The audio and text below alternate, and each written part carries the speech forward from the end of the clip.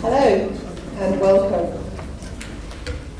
Before we start, I would like to really thank you all for coming tonight, and I'll thank our speakers at various points in the evening.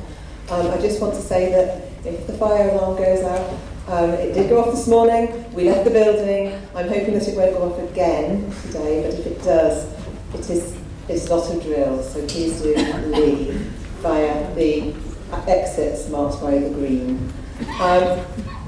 Okay, so history today is challenging, complex and creative. It is interdisciplinary, collaborative, energetic and purposeful. And of course, history matters. As the recent REF exercise shows, historians across the country are mobilising their research to change understandings, improve policy and enhance well-being. In this way, history is quite clearly a social good. It's also very popular. Family history and community history making have flourished in recent years.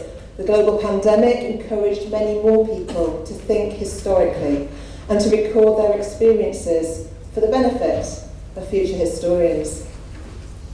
History is woven through a popular culture that constantly invents new ways of using and understanding the past.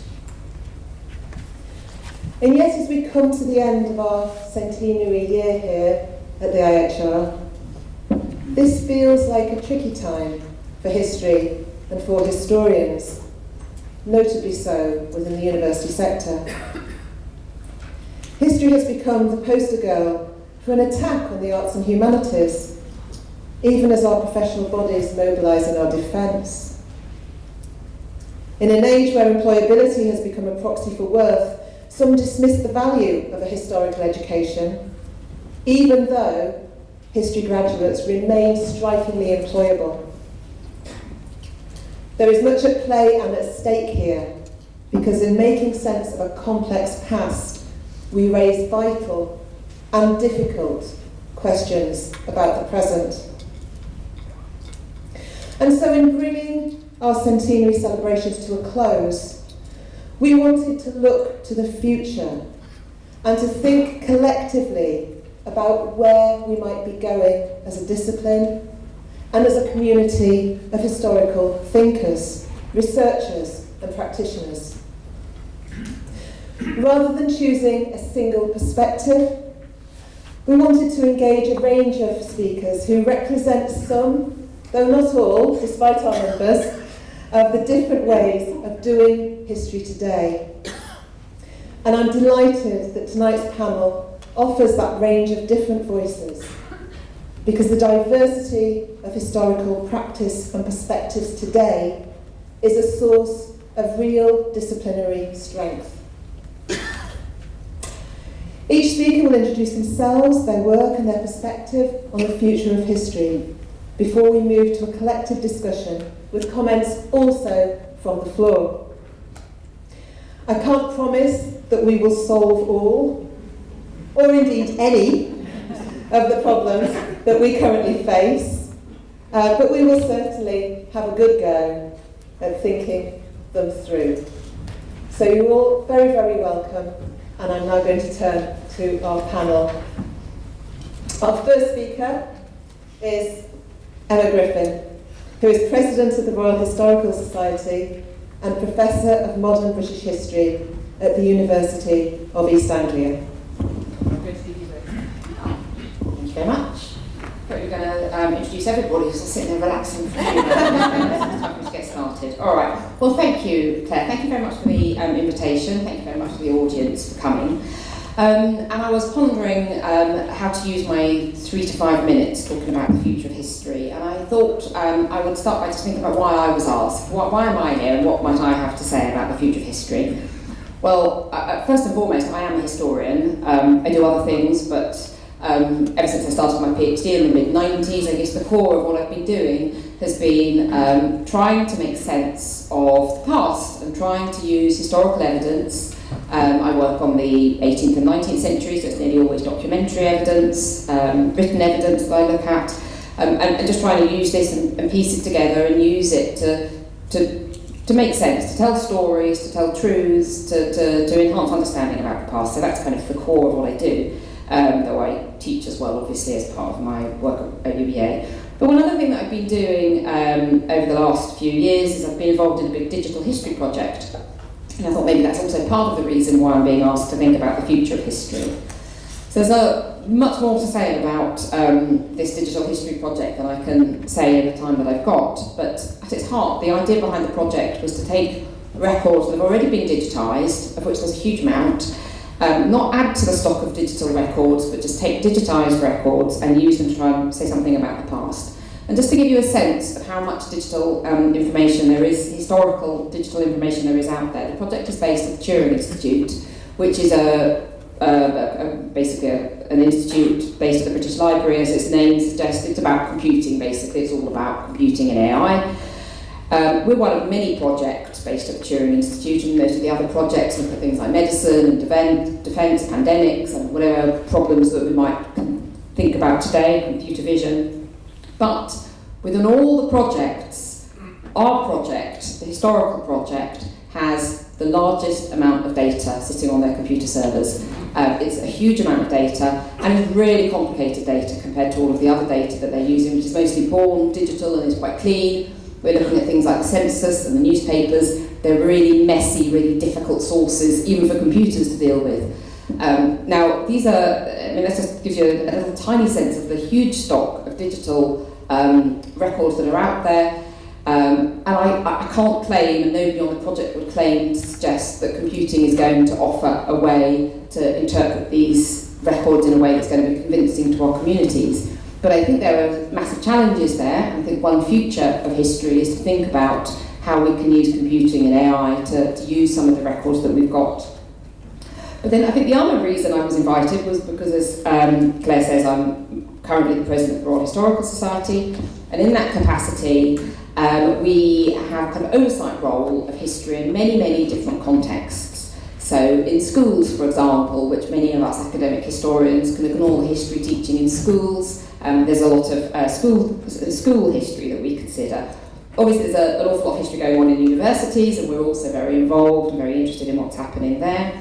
But I mean, maybe the really eye-opening thing for me within this role is the amount of history that's going on outside education and outside universities. How much history there is that is not being pursued for academic and educational purposes, but for purposes of, partly leisure and entertainment, but much more than that as well, in order for communities and individuals to understand themselves, to understand their pasts, to understand the pathway that they're on, to make sense of the world that we live in.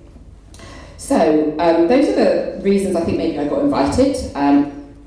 What is the future of history? I don't have a simple answer to what is the future of history. I think one of the things I see in the Royal Historical Society role is that history is sometimes quite vulnerable and sometimes quite fragile. Sometimes history is under attack, sometimes the place of history is not secure.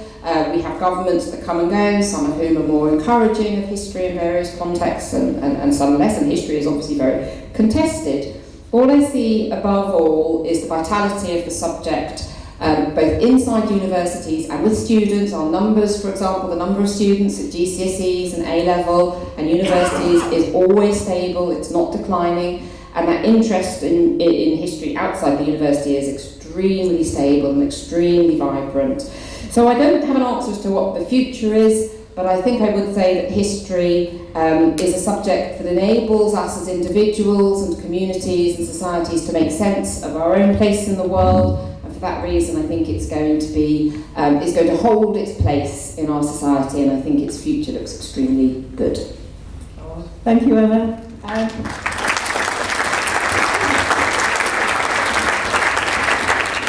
I'm now going to pass on to Michael Wood, historian and broadcaster and Manchester University's Professor in Public History. I'll stand up so you can see me at the back. I think that's high. And it's great to be here. I've worked in the Institute of Historical Research for 35 years now, and feel very at home here. Especially love it the last few years where suddenly the all-male portraits of all the directors going back to 1921 have now got interstitial portraits of the great women historians on whom a lot of our work is based. So that's really encouraging. Actually, when Claire asked me to be absolutely frank, I sent her a letter back saying, look, I'd love to come on the day and all that, but when you're talking about the future of history, I fear that I'm of the generation that perhaps is not the best place to judge the future of history, and I'm just a practitioner, I just make programs about history. And Claire said, well, you can talk to that. So I'll just say a few words about doing history on television over the last 40 years. I've been doing it for that long, I'm afraid. I used to think it was a clerical error, or at least claim it was, but no longer. I've been doing it for that long, and things change, don't they? And different perspectives arise. And sometimes in making films, you follow the way the research is starting to go. We've done wide-ranging, grand sweep history series of the kind like the story of India and the story of China, which we proposed to the BBC on straight public service broadcasting grounds, but the audience out there ought to know more about these fantastic, extraordinary, great civilizations, much older and greater than our own. And they would really enjoy it if we did make such a series. So those are the kind of reasons that you put forward for can we do this? On other shows we've done have been the reverse almost. The bottom-up kind of series. A series which is about the people's story, not the ruler's story, from the provinces rather than the centre. We did a series called The Story of England, following one village, Kibworth in Leicestershire, through the whole of English history, with the help of the communities who participated in it, who actually went to the National Archive to look at their poor law letters and so on. And that was inspired, I should say, as all these series are, by the work of the scholars in places like this, by William Hoskins, by Rodney Hilton's astounding essay on Kibworth donkeys years ago, and always keeping in mind E.P. Thompson's famous dictum about the need to rescue the poor Luddites and the weavers and the framework knitters from the condescension of posterity. So, you keep these models in mind as you make these shows. On the other hand, we've done films which take individual lives, try to bring an individual life back to us, which you might think is impossible to do. We did a film which I remember meeting Susan Reynolds in the corridors of the IHR. She said, "This shows what historians do." We took a woman villain on a St. Albans estate, a woman who'd lived from the 1280s to the 1340s. And we tried, from the court books, inspired by Ada Levitt, another of your portraits on the wall, to bring her life to life. Her dealings with the law, with the church, her property buying, her marriages and all that. That's another way of looking at history, isn't it? And I would say in all this, that we try as popularisers, because that's what we are in television, to be the link. It may not be our first goal, but to be the link between the professional scholars who work in places like this and what I call the dear general public out there who have a real thirst to know. I absolutely agree with about the popularity of history outside the academe. I was looking at the stats the other day. History is the most popular leisure time participation activity in the UK. More people do history every week than go to football matches. Seriously, 70 million museum visits every year. Membership of English Heritage, National Trust, all those kind of things. Membership of the countless historical societies and that are all over the UK. with huge interest, especially in genealogy, the who do you think you are kind of stuff. I was talking to the archivist at Leicester, and he was saying, yes, more people come in to do that in its widest implications than any other kind of local historical research. So, I better finish, but I suppose in making films of this kind, and we've done films on poets recently, we did Ovid, we did the great Chinese poet Du Fu, we did a Shakespeare series which 20 years ago had a sequence about black Tudors in the London records. You know, we're trying to push the bounds, even though we're popularisers. And I think in all this, I would say that I'm a great believer in history as part of the public good. It's the biggest participation activity in the UK, and it seems to me that a humane, realistic, inclusive history is not only entertaining and exciting, but it helps people become good citizens who care about the world. And actually caring about the world and your fellow citizens has become a central thing in being a citizen. So I suppose that's really what I think about the future. If democracy is the informed consent of the governed, then history surely has its part to play in creating a healthy information ecosystem on which all of us depend. And more than that, it teaches us empathy for other cultures and other peoples. And that, as we've seen in the recent disasters in our own body politic, is very, very important.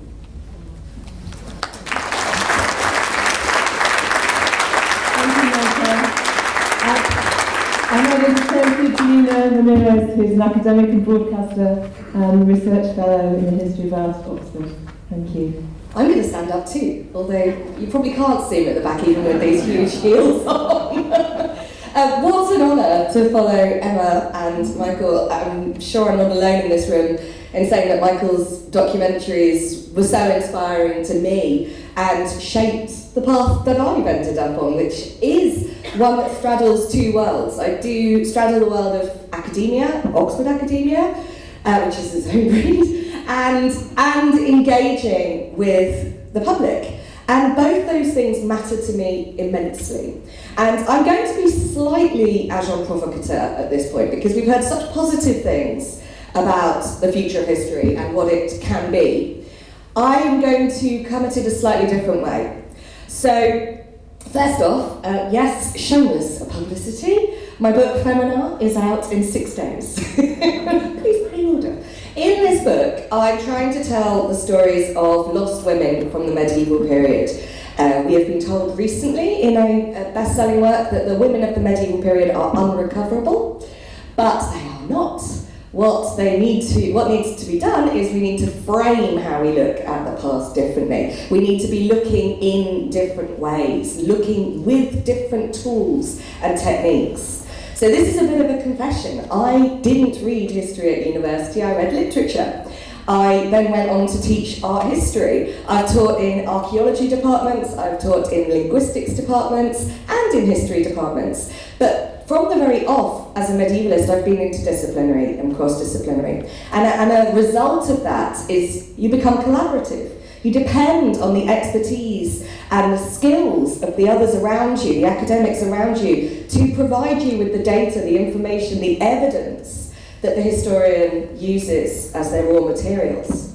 And in that respect, I think the future of history is wonderful if we continue to evolve those sorts of collaborations, if we start to see the subject not as something necessarily fact-based and data-based, but as a humanities subject where we're searching for, as Emma said, stories from the past, people from the past. And if we use, we wouldn't think of trying to describe what it's like to be alive today, purely looking at the headlines of tabloid newspapers. We would talk about music, we would talk about art and TV and culture and drama, and we have to apply a similar holistic view when we look backwards. We have to really make use of all the evidence that we have at our fingertips. Now, I think also, Emma and Michael were talking there about the importance of engagement. I think engaging with children and the education system is one of our biggest responsibilities as historians. And that is why I write for children and I write for adults, and have done right from the beginning of my academic career. Because if you don't catch that spark of enthusiasm when you're young, I'm not going to get you at 18 at university. It simply won't happen. And firing up the imagination is the job of historians as storytellers, but it's also about who we write about. Now, something I say in the book, which is why I brought it along, is you cannot be what you cannot see. And for too long, too many have not been seen in the history that we have been given. It has been exclusionary, it has been the tool of the state, those in power, to give us a sense of a shared past that we can all rally around and have pride in, and that's still very much there. But as a result, it has excluded so many from the narratives that have always been part of history, of the past. The people of the past were as complex, as diverse as we are today. We just don't get to see it half the time. So I think the future of history involves getting children from a very young age, finding what it is that excites them, giving them a global history, a history that really touches on different backgrounds, different environments, and then trying to write new narratives by putting the frame in different, framing it in different ways. And I think that we are at a very precarious time in terms of how we move forward as historians. The digital revolution has meant that anybody and everyone can research. Archives are available at the click of a mouse in a way that they certainly weren't when I was a student. And multiple options for looking are available. Now is the time of the local historian, the historian of the stories of women, of people from different backgrounds. Those were always on the sidelines of the discipline. You had the traditional megalithic way of doing history and all these peripheral different ways of doing it. Well, that should no longer be the case. We should be looking for everyone and doing it together, collaboratively in new ways. And if we don't, we are in danger, because history is the tool of those who want to manipulate others and the tool of those in power. And we can see the results of people putting their faith in bad history, wrong history. And so we have to go back to evidence, and we have to be strong, and we have to work collaboratively moving forward. Thank you, everybody. Thank you so much, Janina. Our next speaker is Valerie Johnson, who is Director of Research and Collections at the National Archives, Kew. Thanks very much, Claire. Wow, that's loud. So, the future of history. A historian recently said to me, Val, I'm just really hoping I get to retire before all that digital stuff hits the archive. It's already too late. That's happened. So the future of history is the future of archives, is the future of evidence. So what is the future of evidence? It's digital. What's the future of archives? It's digital. So what's the future of history? It's digital. So I think you're getting my theme here. So by now you'll have gathered that digital is going to be the theme of my presentation. So I'm going to talk a little bit about the what, the who and the how. It very much speaks to the presentations and discussions we've had so far. So what will be the stuff of history in this new digital age? Well, history is always an artifice. It's built on survivor bias. Lots of histories don't survive. There are many, many unrecorded stories, as Janina's just mentioned. And in the digital age, we can keep and are keeping more, and more people are keeping more. More voices are being recorded, survive, are valued and heard. And that is a really great thing. History is becoming more inclusive, and it's a good thing per se, but it's also good because it's enriching the national culture and the national historical asset. So will survivor bias change? Will it even disappear? So people have said to me, Val, why don't you keep everything in the archives? But let's poke at that a little bit. Just how long is material really being kept? So I wouldn't mind a quick show of hands. How many here have deleted digital photos or files from their own devices because they can't read them anymore? Okay, I've seen quite a lot of hands, and I have to say, I have to put my own up with you. Despite being a historian and archive, I have also done that. So, the stuff disappears. I met a couple, weirdly, coincidentally, in a pub at the weekend, and they just bought an old customs house from the 1750s at auction with a cellar. So they go down to the cellar, there's material there on parchment and paper from the 1750s. So does anyone think in 250 years' time that you will be able to go down into the cellar and pick up a digital device and read it? The answer clearly is no. So you can leave paper to keep itself to some extent, but in the digital space, digital is, you could almost describe it as the opposite. It's self-destructive, it's self-obsolescing, and that is a real problem. So is the personal archive more in danger? We're keeping more, but is it more at risk? Or will it survive only via the intervention of large institutions or via big data companies holding and mining personal data? So there are some rays of hope in this space. So there's a great project that's IHRC funded called Our Heritage, Our Stories, which Glasgow, Manchester and TNA are doing, amongst others, to help manage community-generated content and make it available and searchable so that everyone's able to explore it, and that's a great thing. So that leads me to my second theme. Give the rustling paper. So who is going to be doing this exploring? Who will be doing history in the future? As everyone has said so far, history is enormously popular, and that may in fact be linked to the fact that digital tools and technologies have enabled many, many more people to create and retain content in their own right, and to find and access more content in their own right. And in that sense, there's a real democratisation of history going on. Family history and community history, as others have mentioned, have absolutely mushroomed. We are all archivists and we are all historians. But we also need to be aware of the digital divide and of digital exclusion, which leads me straight on to my final theme of how will we do history. So digital changes everything, including how we access and use records and evidence for history. We're already witnessing a radical shift in research practice. Instead of seeing in the archive people soldiering away on tiny number of documents, making notes in pencil on a paper notepad, people are coming in, they're photographing masses of stuff, taking it home, they're creating data sets. You only have to think of something like Tim Hitchcock's Old Bailey Online with its 197,000 court cases. You could never possibly read that if you spent your entire life reading all those. You couldn't get through them. So will we have a world where documents don't exist anymore and it's all data sets? Are historians simply going to become data scientists? Are they already?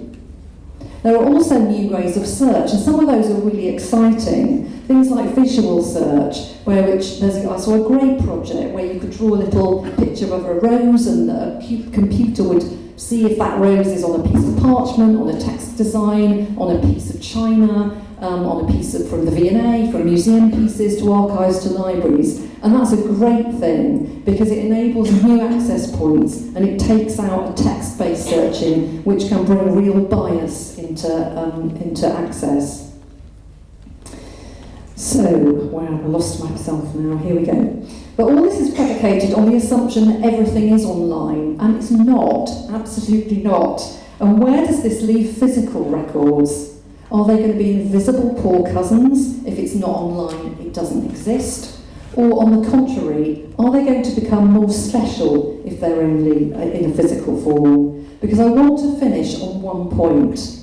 People's attachment to the physical past, that emotional connection, never dies. So we had somebody in the archives last year, a couple of years ago now, the pandemic, came into the conservation department, bent over somebody who was doing some conservation work on a 17th century will, bent forward to look at whose will it was, knocked back, like as if he'd been electrocuted, had an electric shock, because it was Shakespeare's will. And it was that connection with thinking, I'm that close to something that Shakespeare has touched. It was that visceral connection. And I've had that myself. I have had in my hand a document that Nelson Mandela signed. He wrote a letter when he was imprisoned in Robben Island, and holding that piece of paper and thinking, Nelson Mandela held this piece of paper that I'm holding now, And it doesn't have to be someone famous, it can be anyone, an ancestor, a photograph that touches you in some way, and that connection is really interesting. And is it a connection that digital can ever replicate? So I'm going to leave you with the thought that that visceral, emotional connection to the past is the reason that whatever the future of history, there will be a future. Thank you.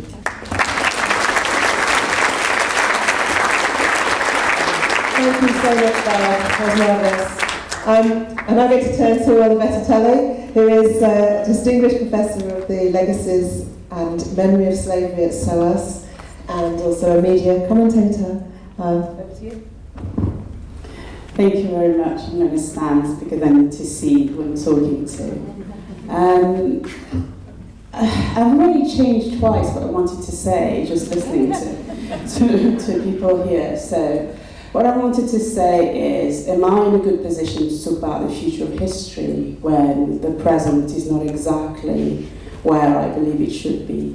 I don't know, but I'm going to share a few things with you. What I do believe is that looking at the room, looking at who is here, the future of history or the present of history needs to be challenged. Who gets to tell the story? Who calls themselves a historian? Are we only historians because we're trained historians? We all know that no. We were inspired by people who were not trained historians, and yet here we are. Who get to have access to that education is something I feel passionate about. Because in the kind of 20 years I've been teaching, I've seen a lot of people, but the people I teach have never been the color of my skin. It's always been what I call my little warriors, who are there out there carrying and looking at various history, contested history, and I thank you immensely. However, in 2018, the Royal Historical Society published a report that was annoying to many people, including historians, and mostly historians actually, pointing the finger and telling them that, you know what, our profession is not diverse enough. And everybody went on, but we are looking at various histories. And that brings me back to the fact that I became in 2018 as well the first black woman history professor in the UK. And it's something I can't still get over, because that shouldn't be the case. And I'm grateful, don't get me wrong. But I can't still get over the fact that in 2022, we're still struggling as historians in the history department without the recruitment. And we know that at A levels, all kind of people from all kind of backgrounds are really interested in history. So what happened? Why do they decide to leave history? They're afraid, a lot of them. There are many other reasons, but they're afraid because what you can't see indeed, you can't be what you can't see, and they still can't see people like me. And in fact, when Claire invited me, I didn't want to come, because for me, the future of history is outside this building as well. The future of history is in local archives, is in communities have been telling their stories for centuries, and those stories were not written. They were transmitted from one generation to the other. And I'm talking about not just the black community, but all kind of marginalized communities. So for me, the future of history is archival material and teaching tools that are within those communities that we are taking and sharing, including in our own teaching, but also us actually creating pathways to have this dialogue. And the future for me is challenging, it's demanding. You know, all these discussions about history is in danger, and all that. I don't feel that way, because the kind of history I do has always been in danger. And I welcome that danger, because this is where the place where danger lurks is also where we'll find incredible treasures. We'll find people who will fight for social justice, bring out the best in us, and the worst, of course, bring out the best in us so that we can preserve and we can continue to shape our discipline. So what I wanted to say is that all of us here, we might want to think about the ways in which we do history within these walls, but also outside. The future of history is in museums, it's on the street, it's in pop-up hubs with archival material.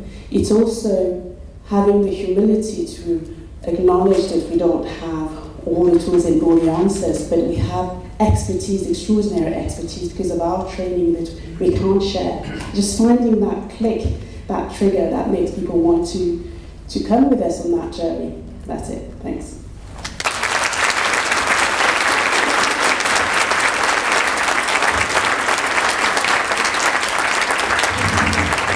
Thank you, Rana.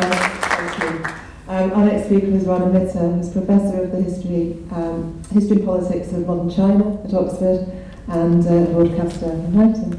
Rana.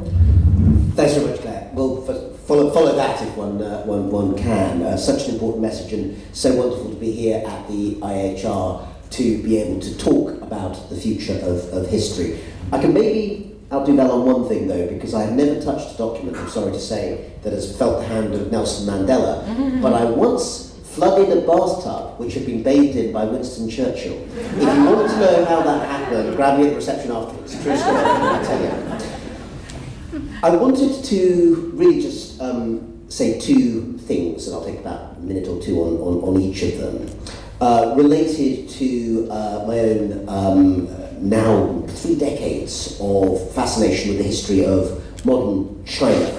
And I was very grateful to Michael in particular for having given a huge audience both here in the UK and abroad an understanding of China, because those of us who work on the more obscure parts of its history can then feel that it's like, if you want to know what we do, we'll ask Michael, because he can actually explain it to you in an effective way. I have to say also, Michael, one of the more how can I put it, frisson-like experiences I've had is being in China and seeing freshly pirated editions of your TV shows, complete with Chinese subtitles, available for sale on DVD or view on various dubious streaming services. You're very well loved, even if you don't get paid. I wanted to talk briefly about the importance of China, because if we are thinking about reasons to look at history, of course I think pretty much anyone in this room, and I know you come from many different backgrounds, you have an inherent interest in history, and China has one of the most inherently interesting histories of any countries in the world, a civilization of several thousand years of history in which dynasties rise and fall, in which men and women make history in a whole variety of ways that vary from the creation of new and hybrid cultures to, of course, revolution, one of the stories of the 20th century.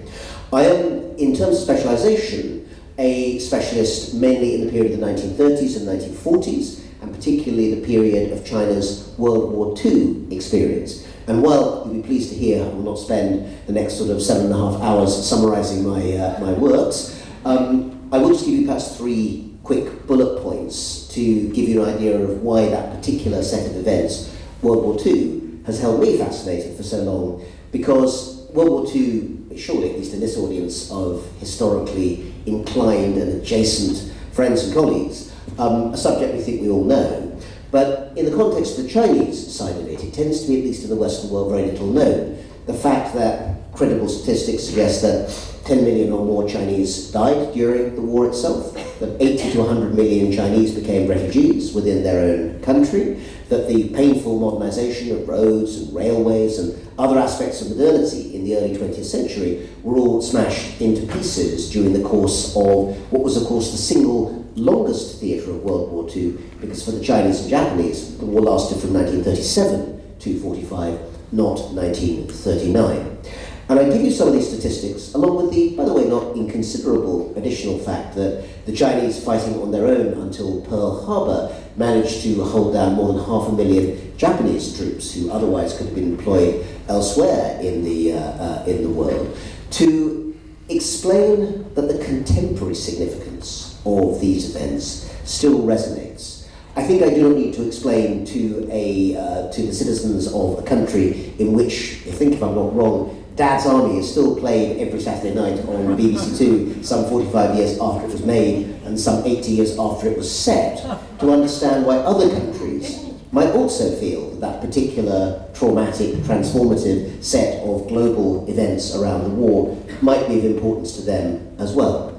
And actually World War II, in its Chinese aspects, is everywhere in China today, from teenagers, mostly boys I have to say, but not entirely, teenagers playing video games, to veterans, even now in their 80s and 90s, still trying to get pensions for themselves or their families, still a very active campaign in China as it happens, to the constant recycling of World War II documentaries on Chinese television, which when you watch them, makes you think that you must be back in Britain, or at least watching Channel 5. Now, I say this because China is a country that perhaps even 25 or 30 years ago, we could afford to ignore, living here in Western Europe, in the UK. Of course it was big, of course it was important in some wider sense, but it wasn't a country in which the overall trajectory, its past, present and future, necessarily had much connection with us. And the present and the future, inevitably and inexorably, do connect to us in the present day, whether you're concerned about questions of security to do with cyber technology, the future of peace or war in Asia and beyond, or questions of prosperity, the question of international financial markets, trade and commerce, or indeed questions of global governance. It's impossible to talk about the United Nations in the present day without wondering what's going to happen with the country that pays the second biggest amount of fees into the UN. And sorry to say that it's not the UK, that is China. All of these questions for the Chinese are placed in a historical context. For them, again, that World War II story that I mentioned is, amongst other things, the story of China's first entry into a global international structure in which in 1945 it was placed in a position which of course it still holds in a slightly different way today as one of the 5 permanent members of the United Nations Security Council. And understanding what that story means and how it emerged in the century of war and revolution for China is something we don't think about very much, but is in the mind of every educated and even not so educated policymaker, thinker, ordinary citizen in China in the present day. And we need to understand more of that history, I think, to be able to speak to the role of China in the present day, particularly, as I think we all know, when there are many questions with which we, living in a liberal society, strongly disagree with what is happening in China. But the only way to do that in a civilized and informed manner is through a lens that shows an understanding of the historical past that has brought China to its present. I want to add one last thought, because we are, I think, each of us bringing one element perhaps of concern into our stories. But I'll mention one that I think that hasn't come up yet, which is to study the history of China, or indeed a whole variety of places around the world.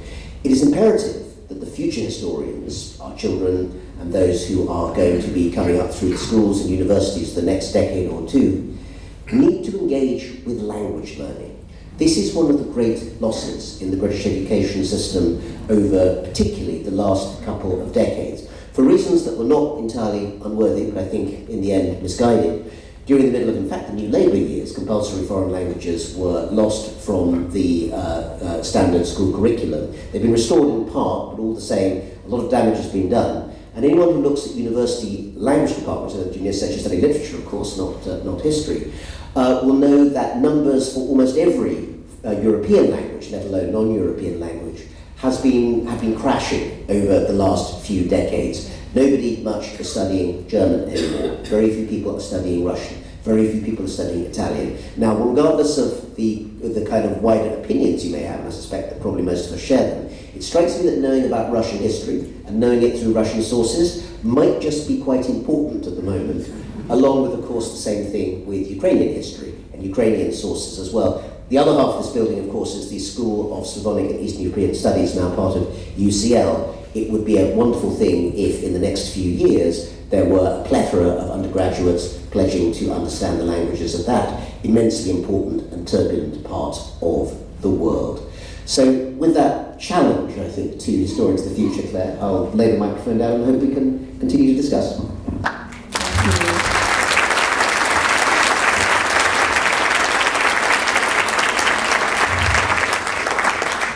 Thank you so much, Rana. Our next speaker is Mel Jones, who's the Education Manager at the Historical Association, the UK's national charity for history.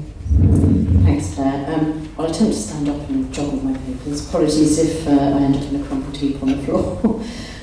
So good evening, everyone. Firstly, may I say it's a real pleasure to be here this evening among such eminent company as well. and I'm delighted to be invited to represent the Historical Association on the panel, and huge thanks to Claire and the IHR for the invitation. As Claire said, I'm Mel Jones. I'm the Education Manager at the Historical Association. I come initially from a teaching background, having taught history and been a subject leader in schools for a number of years before coming to my current role at the HA. Just a little bit of background about the HA. We are a membership organisation, and we support the learning and enjoyment of history for all at all levels. We have a general interest membership with close to 50 branches across the UK, but the predominant majority of our members are teachers, primary and secondary alike. We are the only subject association for history in schools, and at the moment our membership stands at 11,500, which means that we reach around about 40% of schools. Our mission is history of all for all, and all of the work that we do feeds into that mission.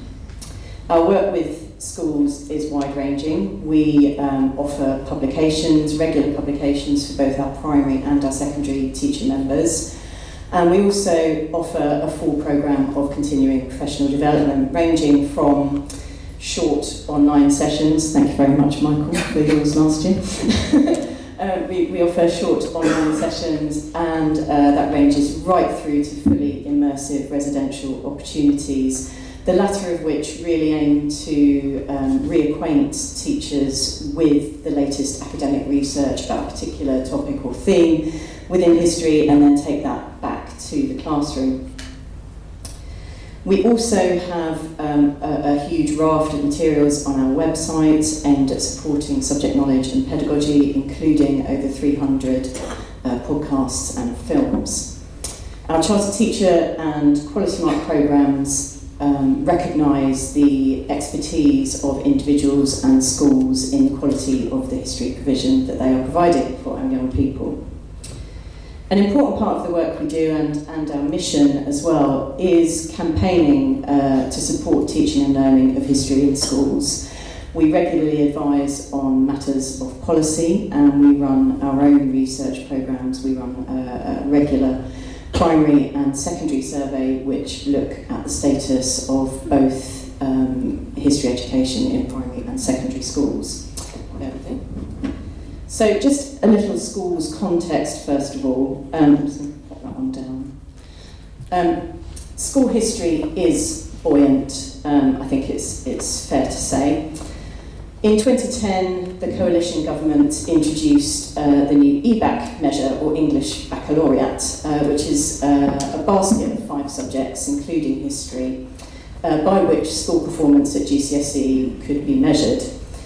History was included in that basket of subjects and was a winner from that situation. So we saw uptake at GCSE rise from hovering somewhere in the 30 to 35% region to uptake now around 40% of the cohort.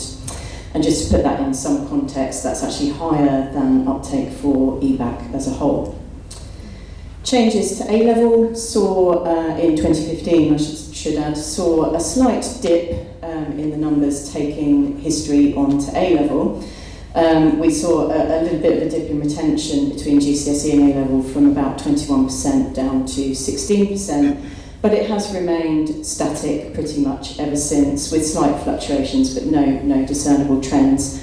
And you need to also set that against retention levels for geography, which are at 13%.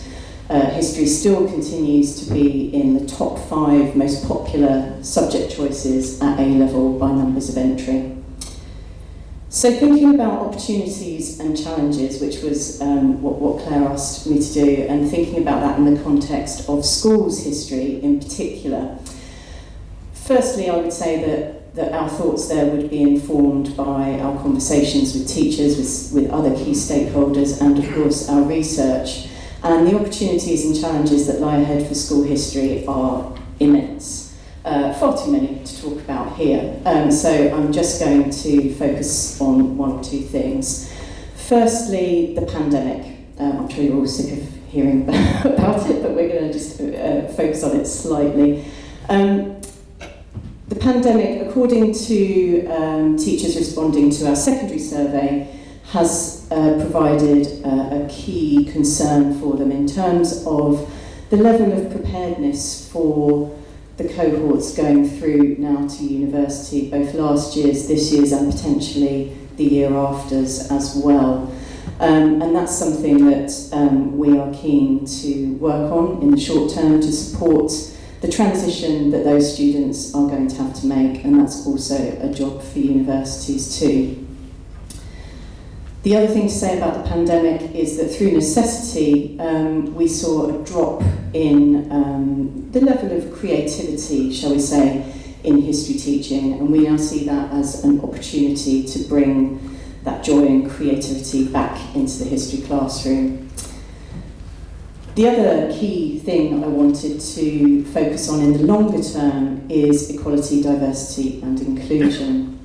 Now, those things are really uppermost in teachers' minds at the moment. Events of 2020, I think, caused teachers to reflect and ask themselves, is my curriculum too narrow? Am I doing enough? Of course, it's not a new issue, and as Olivette pointed out earlier, the Royal Historical Society report and others, including the IHR, have been gathering data to support the case for change for many years. However, 2020 has really seen a catalyst, I think, and we are seeing change. In our secondary surveys, it's interesting to note that in 2019, when teachers were asked about diversifying their Key Stage 3 curriculum, only 1/3 responded that that was a key priority. In 2021, it was 83% reporting substantial change. What we don't know yet is what the nature of that change looks like. That's something that we'll be digging into further in subsequent surveys. We're also seeing small growth in numbers within specific groups taking A-level history. Where the drop-off, it seems, may possibly be is between A-level and undergraduate level, as I think you were sort of alluding to on that. So again, that's a key challenge for us in the future. I think it's partially about representation, of course, but equality, diversity and inclusion mean many, many different things to different people. In 2020, the HA convened a diversity steering group, and part of the work of that group has been, as key stakeholders in history education, to come to a kind of working concept of what diversity means to us. And it may not be perfect, but it's something that we feel we can work with, and you can read that on our website if you're interested. And I think really for us the future is going to be partially in terms of representation, but that's not the only issue at stake. Let's face it, if that were the only issue, there'd be not that many women and girls studying history. For us, it's also about bringing history into the 21st century, and it means listening to our young people. Anyone who's seen some of the petitions going to UK Parliament from our young people, wanting to hear new stories, telling different stories. That's what we need to focus on, and that's where I'll leave it. Thank you.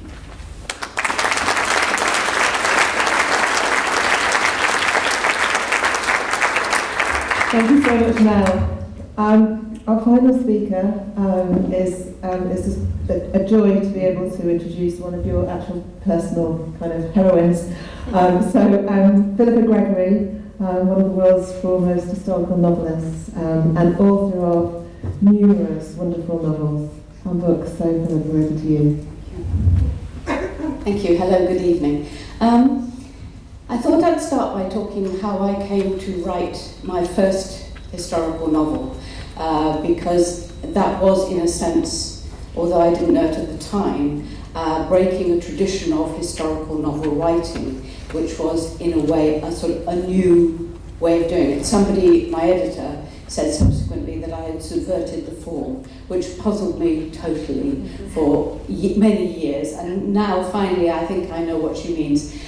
What I had just spent 4 years doing a PhD, so I had been basically locked up in Edinburgh Library for 4 years, and when I burst out of that with a sort of shriek of relief, what I had done is I had read 150 18th century novels in order to write a thesis about what the novels said about women and their society. That's what I thought I was doing, that's what I wanted to do, that's what I did, but inadvertently at the same time I worked an apprenticeship on how a novel is put together, because I had read 150 novels at the moment that the novel form was invented.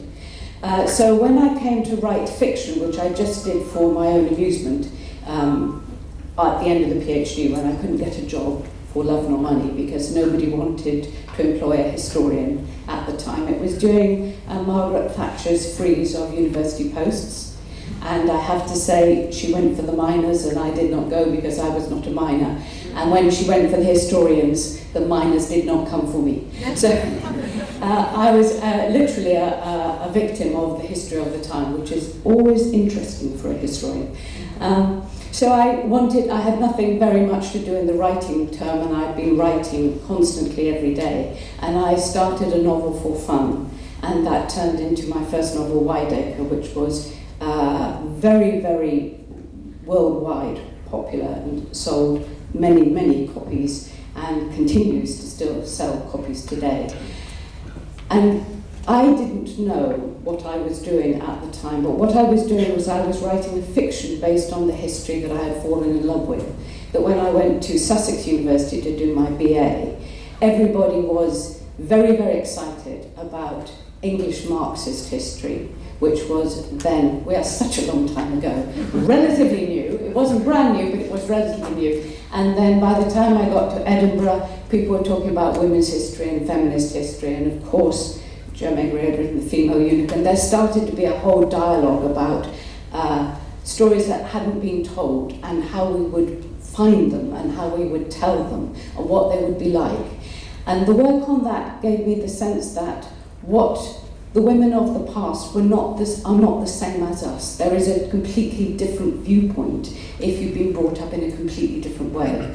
And my age has something to do with that as well, in that I was born in the 50s. So I was very conscious that my childhood and my young womanhood and the opportunities before me were completely unlike those that had been offered to my mother, and in turn completely unlike those that had been offered to my grandmother, the most unsuccessful suffragette that ever failed to turn out for a meeting. Her husband said to her she must not go, and she said, all right then, I won't. So there is a history of feminism in my family, but not represented on that occasion. So when I came to write the novel, I wrote a novel about a woman who was, in many ways, of the late 18th century, not of the 19th century. She was quite bold, she was not very well educated, she'd been brought up at home, and those of you who've read Wideacre, Beatrice, you remember that she was ravingly sexy, but that's because I've been in the library for 4 years. That's not particularly authentic to the history. And she was a fictional character, so I had the sense of freedom to do pretty well what I wanted with her. And what I did do was I set her in the context of what I was extremely interested in, which was land enclosures and patrimony, the inheritance of the estate to the boy. So it was a dramatisation of a key feminist topic with a woman who tipped her cap to 18th century women, but was pretty well a woman rather like me. And what I realised then, when it got this extraordinary readership for a first novel, I realised then that what I had not liked about the historical novels of my childhood that were available at that time, the ones that were written in the 1950s by really very, very fine writers like Agnes Seton and Georgette Heyer and the other one whose name I can remember, Anna Sewell, and you know who I mean. All of that sort of cohort of writers one of the things I didn't like about the story they told was that it was very much through their own consciousness and their own morality.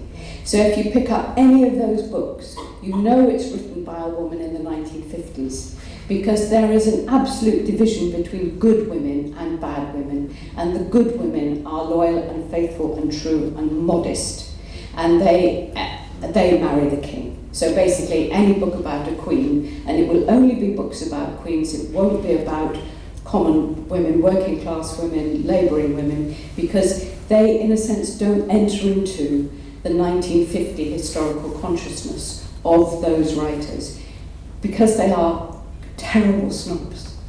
And that's the other thing that I didn't like about them, that there is this incredibly prestigious drive to talk about kings and queens and to talk about luxury and to talk about the beauty of the clothes and the wonderful horses and the carriages and all of that material which makes historical fiction so ahistorical, so unhistorical, so really dreadfully boring if you don't share that snobbery, and so really very unhelpful if you're keen on history, because what you get is a Hollywood, a lovely version of times which were, even for the queens, of incredible conflict and struggle.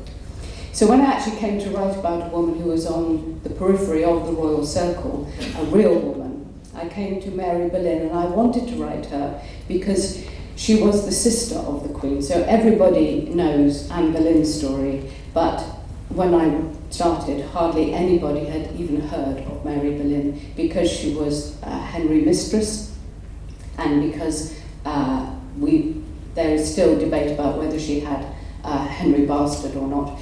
And it was in a sense, it was opening the door to me to realise that not only were these women not written about, so I hadn't even heard of them, but also that there was a real sense that there were too many women in the Henry court. You've got 6 wives. That's enough for anybody. So nobody writes about the sisters, because you've now got 2 more bloody women. And then if you're going to take in the mistresses as well, it's unmanageable. It's like no male historian would actually take on something which involved only one male hero and dozens of women. So there's a sort of an innate bias in that, which was really interesting to explore, and I went literally from one woman of the Tudor court and then back in time to the women of the Plantagenet court, drawn from one to another, going like, gracious, you have a mother who is completely fascinating, you have a sister who does this, and it was in a sense, it was genuine research in that one case took me to another and led me through. So it's been a great career, I have to say. It's been great work for a historian. I'm now working on a non-fiction which is about the women of England. But I won't talk to you about that now because we would be here all night. And I'm conscious of the need to move on. I just wanted to say one thing about the future of history. So that's how I got my historical fiction from the 50s version of historical fiction to the one that I write. And mostly there's been a sort of a movement with it. And I think history takes some time to percolate down from the universities, from the research, into the writers of historical fiction. And then very often it goes from us to the enthusiasts for history. And then, in a sense, they then do their research, and it takes you around. So I believe that part of the interest in ordinary people's lives comes from the fact that that started in the university, but it's gone through fiction. It goes through other popularizing methods to say to people, actually, your family history is just as interesting as the family history of the Tudors, and indeed it may be more so. The terrible disadvantage in that, I have to say, is that everybody who comes to talk to me when I've done a book tour wants to trace their family back to the Tudors. It's terribly disappointing to say to people, as I sometimes have to do, that you cannot be a descendant of Elizabeth I. It's profoundly unlikely. Anyway, yes, history is digitised. Thank God how wonderful it is to be able to, at a click of a mouse, read something which was written in 1500 and is stored in another country altogether. But also I think there's a lot of historical debate which is going to go online and in the sense into social media. And one of the things where I think we as historians have to be really brave and really nuanced about what we say. So I know that my editors have 20 kittens when they think I'm going to say something controversial, because the reaction you get to it now is not an interesting scholarly debate in which somebody says, thank you, that's such, I don't agree with you, but have you thought about this? What you get is a pile-on, and it's very, very difficult to say anything out of the common way without risking more trouble than you really want. And I think as publishing historians, we have to really be brave about that, and I think we have to speak out, and I think we have to go on, and then I think we have to join the debate, and we have to really defend nuance. And one of the issues as well about sensitivity, which is who gets to tell the story. And I couldn't agree with you more that what we want is more diverse historians everyone telling their own story. But I do feel very strongly that we can't say only if you're in that group can you do the history of that group. I don't mean to appropriate anybody else's history, and I don't mean to do it instead of them, but I do think it's really important that we have a sense of the universality of history and that it is open to anyone to research. And I don't know even that you would agree with that. So I'm just bravely putting that out there. And thank you so much for having me. It's been a pleasure.